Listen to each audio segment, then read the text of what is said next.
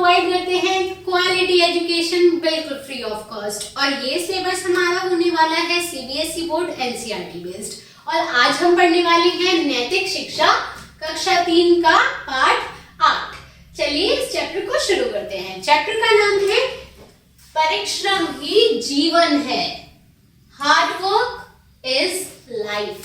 चलिए शुरू करते हैं। बच्चों, उद्यम का जीवन में बहुत महत्व है। अब उद्यम से क्या मतलब है? उद्यम से मतलब है परिश्रम यानी कि हार्ड वर्क, यानी कि हार्ड वर्क। ठीक है, चलिए। यह उन्नत और सफल जीवन की कुंजी है, यानी कि जो इंसान परिश्रमी होता है उसका जीवन सफल हो जाता है। यह है यानी कि परिश्रम ही जीवन सफल की क्या है? कुंजी है। उद्यम करने वाला व्यक्ति लाभ हानि, जीवन मरण, सफलता असफलता, निंदा स्तुति आदि की जरा भी चिंता नहीं करता है। यानी कि जो परिश्रम करने वाला है वो सिर्फ अपने काम पर ही ध्यान देता है। वो यह नहीं देखता कि उससे मुझे क्या फायदा है, क्या नुकसान है, कौन मेरी बुराई कर रहा है, कौन मेरी बढ़ाई कर रहा है, मुझे असफलता मिलेगी, सफलता मिलेगी। वो इन सब चीजों की चिंता नहीं करता है। वह तो उद्यम करना अपना कर्तव्य समझता है। वह मेहनत करने को ही अपना क्या समझता है? कर्तव्य समझता है।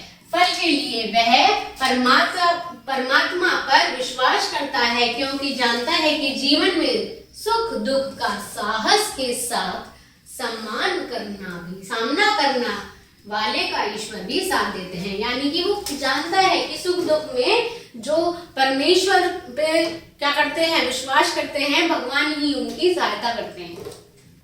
एक बार की बात है, बरसात के दिन थे। एक लड़का अपनी बहन के साथ पुल पर खेल रहा था।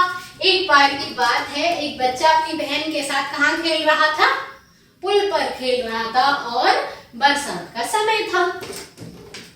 अचानक उसकी नजर नाले के बहते हुए पानी पर पड़ी। उसने देखा कि नाला जहां से बह रहा है, किनारे पर एक सांप चिपका हुआ है। वहीं उसी जगह किनारे पर क्या है? एक सांप चिपका हुआ है। पानी की तेज धार उस सांप को बहाकर ले जाना चाहती थी। जो पानी की तेज धार थी वो क्या चाहती थी? कि सांप को साथ बहाकर ले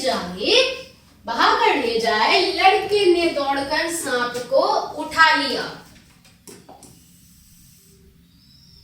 ये देखिए, लड़का उसकी बहन क्या कर रहे हैं? पुल पर खेल रहे हैं और यहाँ एक सांप अपने आप को पानी में बह जाने से बचाने की कोशिश कर रहा है। इतने में जाकर बच्चे ने उस सांप को बचा लिया है।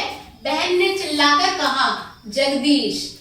उस बच्चे का नाम क्या है? जगदीश। उसे फेंक दो, नहीं तो वह काट लेगा। जगदीश बहन को भयभीत देखकर हंसने लगा। अब जो बहन थी वो तो उसे समझा रही थी कि भाई उसे फेंक दो, नहीं तो तुम्हें काट लेगा। लेकिन जो जगदीश जी थे वो क्या करने लग गए? अपनी बहन को देखकर हंसने लग गए।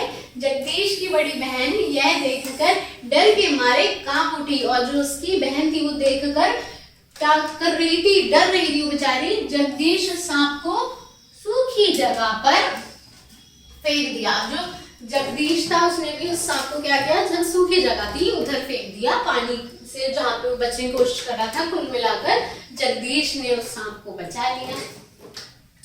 बच्चों, जानते हो यह लड़का कौन था? यह जगदीश चंद्र बासु, जिन्होंने पेड़ पौधों में जीवन की खोज की। यह बच्चा वही था जो बड़ा होकर क्या बना? जगदीश चंद्र बासु के नाम से प्रसिद्ध है। और इन्होंने क्या किया है? हमारे पेड़ पौधों में जीवन है, यह उन्होंने ही खोज की है। दुनिया को बताया कि रेडियो तरंगों से क्या नहीं किया जा सकता। उन्होंने पूरी दुनिया को बताया कि रेडियो तरंगों से क्या क्या काम नहीं किए जा सकते, यानी कि सभी काम किए जा सकते हैं, बहुत सारे काम किए जा सकते हैं। उन्होंने रेडियो की खोज की, परंतु उस समय हमारे देश पर अंग्रेज शासन करते थे। जिस समय उन्होंने रेडियो की खोज की थी उस समय पर हमारे देश पर अंग्रेजों का राज था। वे भारतीयों को अपना गुलाम समझते थे और जितने भी भारतीय थे उन्हें क्या समझते थे, वो अपना गुलाम समझा करते थे। इसलिए उन्होंने जगदीश चंद्र बासु की खोज की तरफ कोई ध्यान नहीं दिया। इसलिए जो अंग्रेज थे उन्होंने जो हमारे जगदीश चंद्र थे उन पे बिल्कुल भी ध्यान नहीं दिया उस समय पर, परंतु जगदीश चंद्र बासु अपने बड़े उद्यमी थे, यानी कि वो बहुत ज्यादा परिश्रमी थे। उन्होंने तरह तरह की खोजें करके दुनिया को बताया कि पेड़ पौधे और वनस्पति में भी मनुष्य की तरह जीवन होता है। अगर उनकी जो डिस्कवरी थी उस पे अंग्रेजों ने ध्यान नहीं दिया, लेकिन फिर भी जो जगदीश चंद्र थे वो बिल्कुल भी रुके नहीं और उन्होंने अपनी खोज बाकी चीजों पर क्या रखी, जारी रखी। और उन्होंने ये भी खोज निकाला कि जो पेड़ पौधे हैं हमारी तरह ही लिविंग ऑर्गेनिज्म है। उन्होंने देखा कि किसी पौधे की पत्तियां हाथ लगाते ही शर्माकर सिकुड़ जाती हैं और कुछ समय बाद पुनः खिल उठती हैं। अब एक पौधा है जिसे हाथ लगाकर उसकी जो पंखुड़ी होती है वो क्या हो जाती है, सिकुड़ जाती है और थोड़ी देर बाद फिर से खिल जाती हैं। कुछ फूलों की पंखुड़ियां सवेरे होते ही खिल उठती हैं और सूर्य डूबने पर बंद हो जाती हैं। अब कुछ फूल ऐसे हैं जिनकी पंखुड़ियां जब सूरज उगता है तो क्या होती हैं, खिल जाती है, लेकिन डूबने के बाद बंद हो जाती है। सचमुच वे हमारी तरह सोना चाहती हैं, जैसे कि हम सोना चाहते हैं सूर्य डूबने के बाद, उसी प्रकार वो भी हमारी तरह सोना चाहती हैं। जगदीश चंद्र बासु जब कभी कोई नई चीज देखते तब उसके मन में उसके बारे में जिज्ञासा पैदा होती थी। उनके भीतर इसे पूर्ण रूप से समझने की लालसा जाग उठती थी। जब भी वो कोई नई चीज देखते थे वो पूरे टाइम उसी के बारे में सोचते रहते थे और उसके बारे में और भी चीजें जानना चाहते थे। आखिर पेड़ पौधों के फूलों की पंखुड़ियां सूर्य के डूबने पर क्यों बंद हो जाती हैं? वो सोचते थे कि अरे ये पेड़ पौधों की जो पंखुड़ियां हैं ये सूरज के डूबने के बाद अपने आप बंद क्यों हो जाती हैं? प्रकृति से जुड़े कई प्रश्न उनके मन में मथते रहते थे, यानी कि घूमते रहते थे।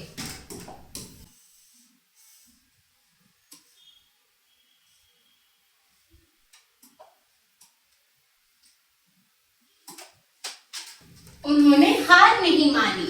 वैज्ञानिकों ने उनकी हंसी उड़ाई, लेकिन वे चुपचाप अपने काम में लगे रहते थे।